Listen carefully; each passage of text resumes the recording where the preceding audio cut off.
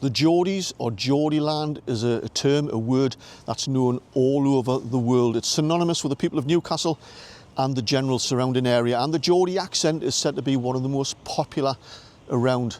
But at what point in history did this geographical area and the people within it become referred to as the Geordies? How did all that come about? Well, if you've been following my channel, you'll know that over the past couple of years I've been trying to get to the bottom of it, and two popular theories have rose to the surface. The first being through the mining industry of the 1800s. From about 1815, the pitmen of this geographical area started to use the George Stephenson Geordie safety lamp. And because miners from other areas used a lamp that was in competition, the Davy lamp, the pitmen of the time were referred to as Geordies, and then it just caught on from there. The second popular theory is from the Jacobite uprisings from the early to the mid-1700s. In 1714, the new king of Britain and Ireland was a German called George from the House of Hanover, and that caused all sorts of issues, not least with the Jacobites, mainly based in Scotland, and there was a couple of uprisings. The story goes that the men of Newcastle were fiercely in support of this new German king, and the Jacobites referred to the men of Newcastle as George's men, or the Geordies. Well, I've come across a local history scholar, and you could say that he is arguably the leading authority on working class history in Newcastle within those town halls during the 1700s. And he's going to be appearing in this video, and he's going to blow one of those theories completely out of the water. It's coming up.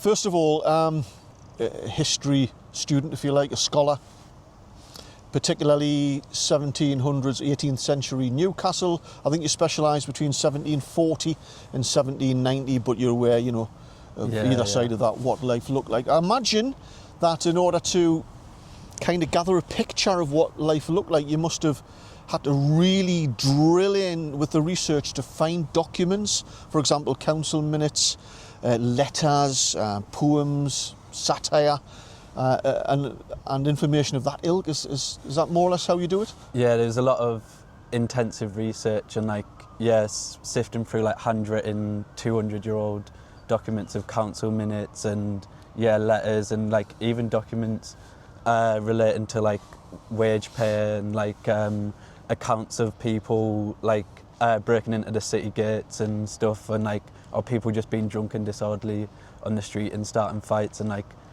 seeing people's perspectives on watching the fights, and then finding out about the person writing it, and they're just as bad. It's a lot of research and a lot of time, but it's fun, and you get to know so much about life. So set the scene for us, Rhys. We're going to go back to 1700s Newcastle. What did Newcastle look like? What did life look like? How was society structured? What was the economic landscape like? What were the tensions like at the time? It was, besides the walls, it looked a lot different because the development of the city didn't come until the early 1800s. Yeah, within the city walls there was a lot of walled off slums, which are really hard to prove. Just to clarify, because somebody might be a bit pedantic, it wasn't a city back then, it was a town. Yeah. In the town walls there was still slums existed, and which were all walled off, and it's hard to prove they're still about because they got knocked down, destroyed, rebuilt over. But within them slums there was stuff as famine was rife, disease, prostitution, crime, and everything. But then outside of the slums you had houses along the swing bridge, what is now the swing bridge, what was the old Tyne bridge, and then you had the elites who'd live on the outskirts of the city, or down near the river in merchant houses, which are the most expensive place to be, due to the close proximity between elites and then the people in the slums. The elite, would you say that more upper class? Yeah. The rich. Okay. Yeah, the oligarchy. They would live in one part of the town, and then the poor people would be in the slums, and the interactions weren't savoury between these groups that most of the time. So what was the demography, the breakdown of society? What was the population, and how many kind of working class people? Well, I think they're referred to as plebeians. Yeah, plebeian people. Yeah, from at the start of around 1700 there was around 14,000 people, and then coming to the end of the century there's about between 21 to 25,000. Like, the numbers are kind of still a bit speculative. Majority of that population, more than 2/3 or around 2/3, would have been plebeian or working class people, and they made the city what it is today, because without these people like working on the river, working in the mines, even working on the street or like in brass industry or shoemakers, and like everything what you could think of what society needed, like they were the backbone of early modern Newcastle. Pitmen, keelmen, popular. Cordwainers, coopers, Yeah. tinmen, brass workers. What was life like for women? Washerwomen as well, spinsters and stuff like that. But life for women was equally as hard, if not harder, because they weren't able to go into stable jobs. So then they had to do like day jobs, or like say for middle class woman, because there was a move away mid-century from servants living in house. So then women would middle class houses would hire like women to go and wash the clothes in just either the Tyne or like there's like Spittle Tongues River, like just up there, or lake, which got mentioned in the source, but I don't actually know where that is properly. And it was it's probably easy to assume that the population of Newcastle at the time, 300 years ago, were all native from Newcastle and the area. Is that true? No, that's completely false. Well, there was obviously people who've been in Newcastle for like a long time and for like many years, but then especially in the 18th century you're getting like a boom in population of Scottish workers. Well, Scottish people have been coming to Newcastle for centuries, but especially in the 18th century they'd come down in the summer and work as keelmen, and then like as the century progressed more and more started like staying in the city, and then beyond Scotland you'd have people coming over from Ireland working here as well, but not as big as the Scottish workers, and then even as far as people from early empire like across the globe and places such as Europe, like with Denmark and Sweden due to the trade links. And then we have this other issue of the Jacobite uprisings, because they weren't very happy about George becoming the new king, and there was a couple of uprisings, and the story goes in 1715 there was an uprising. Newcastle allegedly closed its gates, and then another uprising in 1745 where they didn't come anywhere near Newcastle, but they were eventually defeated at Culloden by the British Army. During your time researching, and every item of information that's passed through your fingers, is there anywhere recorded historically that refers to the population of Newcastle or the men of Newcastle as George's men or Geordies?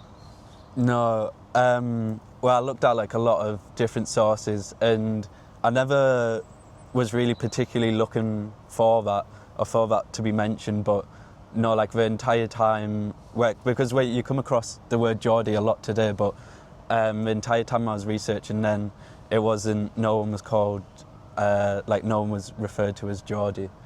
It's probably likely to assume that with such a divide with these loyalties, the Jacobites and King George, that if the town men were actually referred to as George's men or Geordies, you'd probably have even accidentally come across something in reference to that, but you haven't. No, not at all.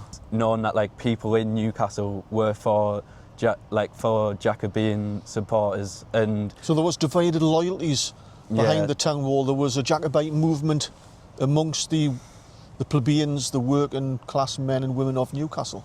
Yeah, and Jacobite sympathisers. Even encompasses the middle class a lot, because there was developments of Presbyterian churches, which is like Scottish Protestant descendant churches, and then also later into the century there's the Liberty and Wilkes movement, which is like kind of like the second phase of like the Jacobean movement, and they had a lot of support in Newcastle, and Wilkes, if they were anti-Jacobite, then it definitely changed somewhere in the century. So that's fascinating to hear and understand that there was a Jacobite movement within Newcastle.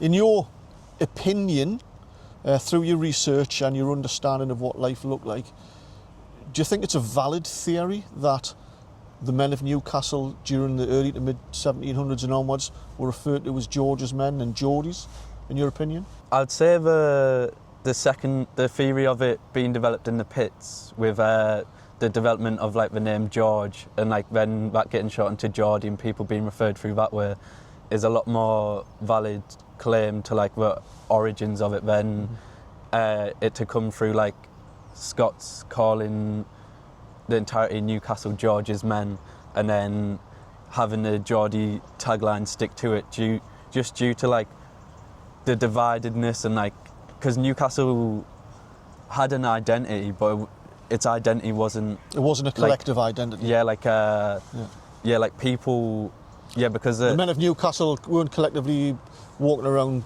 banging their chests about King George and they weren't represented by the king or like the elites. Like I guess it's kind of a tangent, but Monty Python where he says like, "Oh, I'm your king," and then they go, "What king?"